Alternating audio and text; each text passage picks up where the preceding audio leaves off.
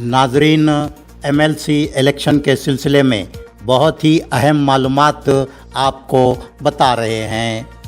कर्नाटक कानून साज काउंसिल के शुमाल मशरक़ी ग्रेजुएट हलक़े के इलेक्शन के सिलसिले में ग्रेजुएट वोटर्स को किस तरह वोट देना है ये जानना ज़रूरी है।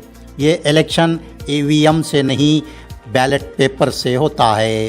पिछले इलेक्शन में बैलेट पेपर्स में गलत मार्किंग करने के नतीजे में 7,000 से ज़ायद वोट्स मुस्तरद किए गए, रिजेक्ट किए गए, इनवैलिड करार पाए।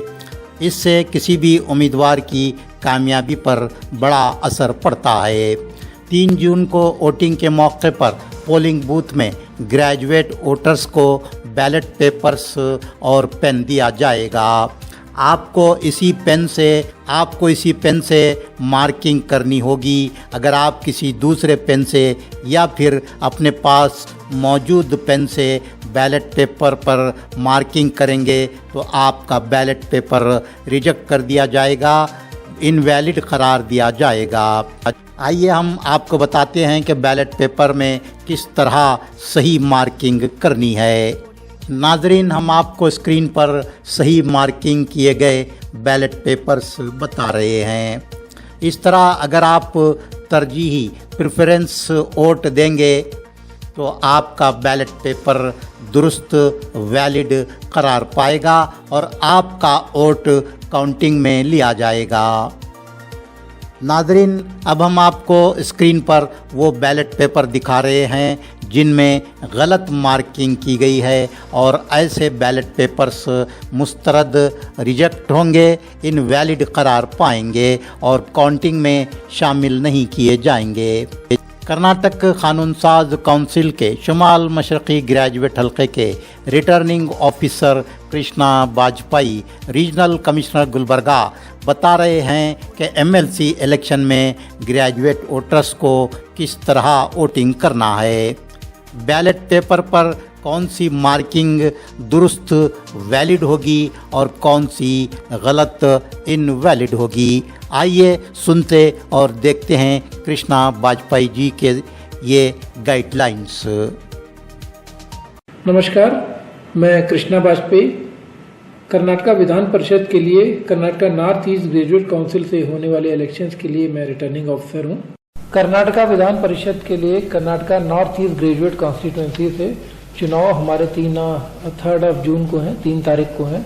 चुनाव सुबह 8 बजे से शाम को 4 बजे तक हैं। इस चुनाव के लिए ऑलरेडी हमारे मतदार सूची प्रकाशित करी जा चुकी है। टोटल 195 बूथ, जिसमें से 160 मेन बूथ होंगे और 35 ऑक्सिलरी बूथ होंगे, उन पे चुनाव किया जाएगा।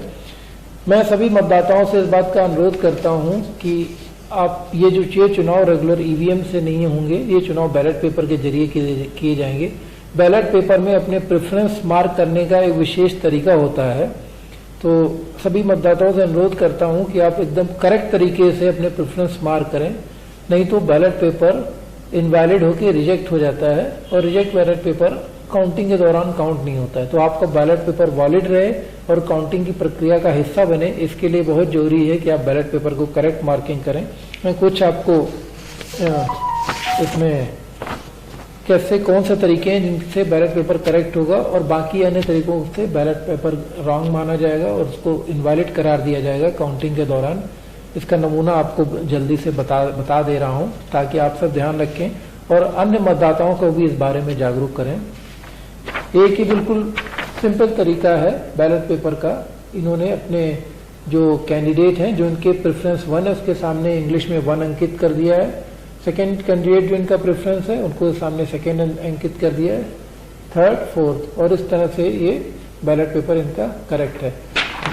हमारे इस चुनाव में टोटल 19 कैंडिडेट हैं चुनाव में।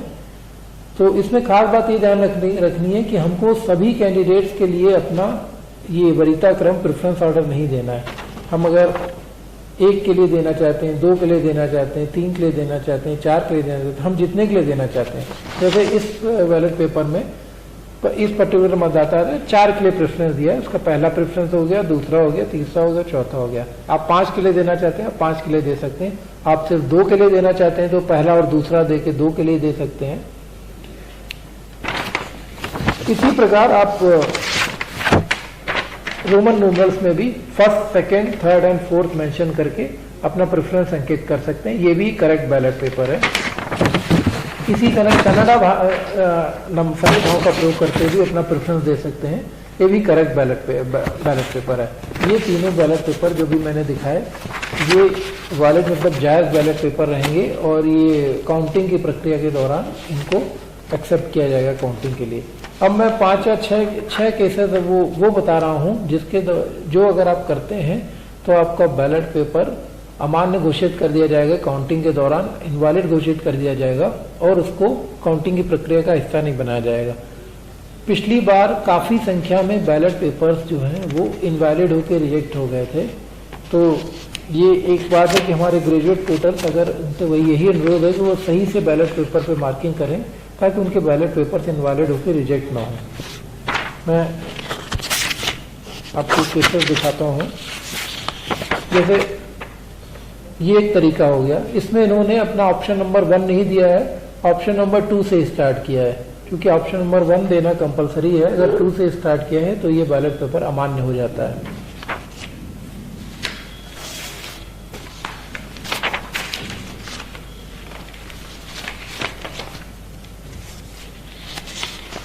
सेकेंड केस आपका इस बैलेट पेपर में अपने ऑप्शन न देके सही गलत के निशान लगाए गए हैं। Tick mark, cross mark, tick mark और क्रॉस मार्क, ये भी बैलेट पेपर अमान्य करार दिया जाएगा काउंटिंग के दौरान।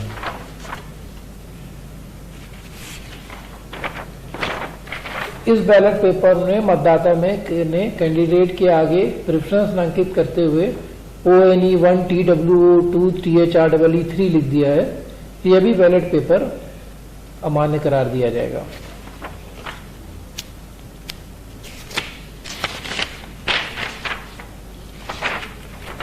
इस मतदाता ने अपना पहला प्रेफरेंस इंग्लिश में दिया है, दूसरा प्रेफरेंस कन्नड़ा में 2 लिख के दिया है, तीसरा प्रेफरेंस इंग्लिश में 3 लिख के दिया है, चौथा प्रेफरेंस कन्नड़ा में लिख के दिया है। ये भी बैलेट पेपर अमान्य करार दिया जाएगा, ये भी अलाउड नहीं है।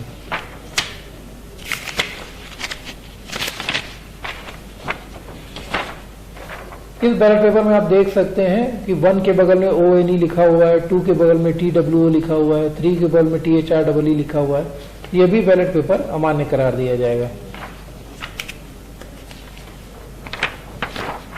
इस बैलेट पेपर में प्रेफरेंस के बीच में डैश दिए हुए हैं, 1 2 3 4 जो मार्क किया है उसके बीच में डैश ऑप्शन लगाया हुआ है। तो इस कारण से भी इस बैलेट पेपर को काउंटिंग के दौरान नहीं रखा जाएगा। इस बैलेट पेपर में सिंपली यस नो कर दिया गया है, यह भी बैलेट पेपर अमान्य हो जाएगा। एक अंतिम विशेष केस जो इस चर्चा के दौरान जरूरी है डिस्कस करना, कुछ कैंडिडेट इस तरह से मार्क करते हैं, कैंडिडेट को फर्स्ट प्रेफरेंस दे दिया, उसके बाद उन्होंने अपना सेकंड प्रेफरेंस 2 कैंडिडेट को दे दिया।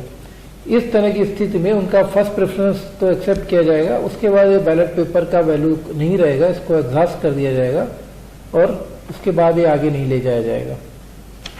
तो ये कुछ केसेस है जो मैंने आपको एक्सप्लेन किए कि किन स्थितियों में आपकी बैलेट पेपर मार्किंग जायज़ होते हुए आपका वोट काउंट होगा और किन परिस्थितियों में उनको अमान्य घोषित कर दिया जाएगा। मेरा सभी मतदाताओं से यही अनुरोध है कि इस प्रक्रिया को ध्यान से एक बार देख लें, इसको समझ लें। इसमें अगर कोई डाउट हो तो वो कंसर्न्ड अधिकारियों से या हेल्प डेस्क से एक बार पूछ भी सकते हैं।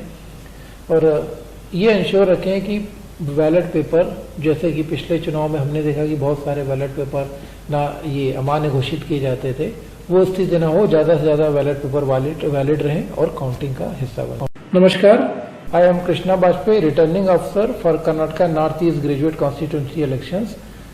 The elections to the Legislative Council from Karnataka North East Graduate Constituency is scheduled on 3rd June.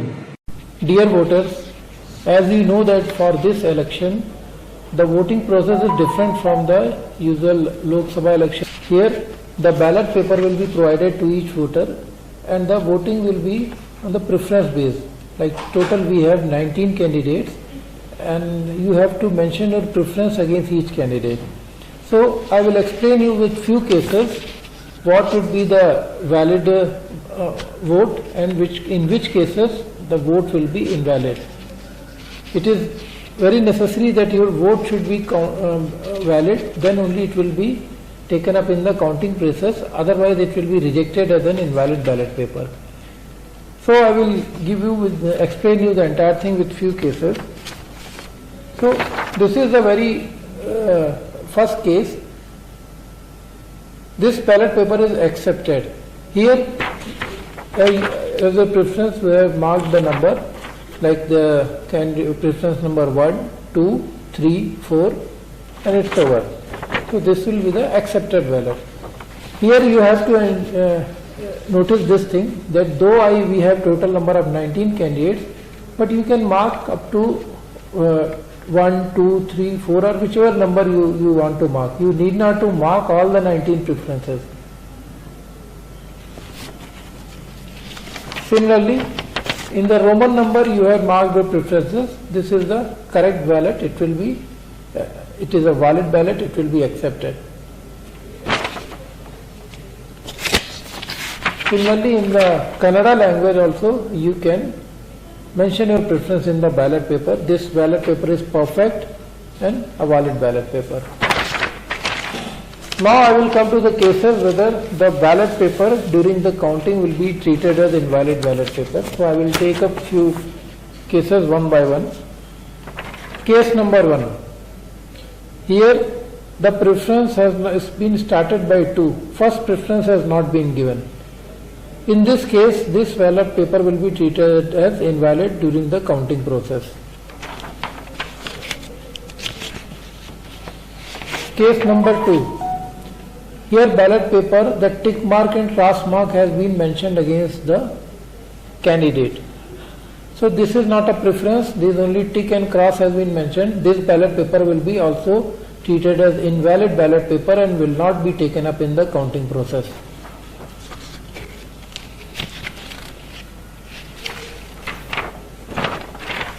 Case number 3. Here instead of using English number or Roman number or Kannada numbers, the person has written ONE1, TWO2, THREE3. So this is also not allowed while marking your preference in the ballot paper. This ballot paper will also be treated as invalid and will not be taken up for the counting. Case number 4. Here the voter has marked few preferences in English numbers and few preferences in Kannada number.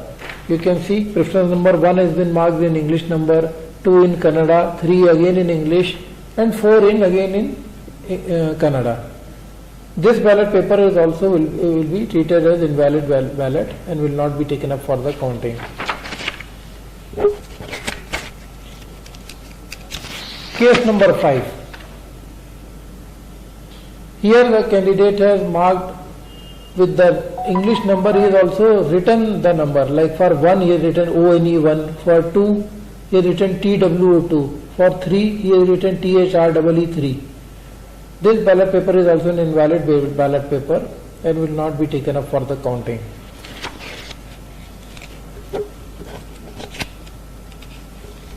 Case number 6.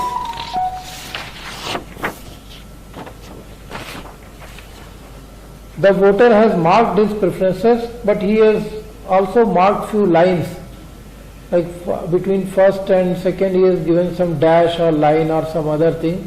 This case also the ballot paper will be invalid.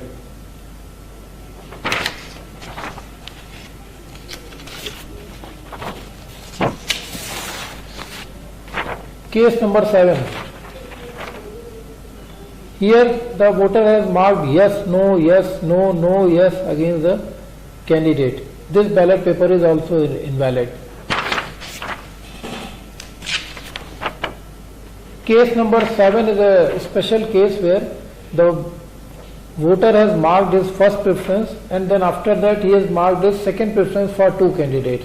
In this case, the first preference will be counted and after that the ballot paper will exhausted, and during the transfer of vote to other candidate, this ballot paper will not be used.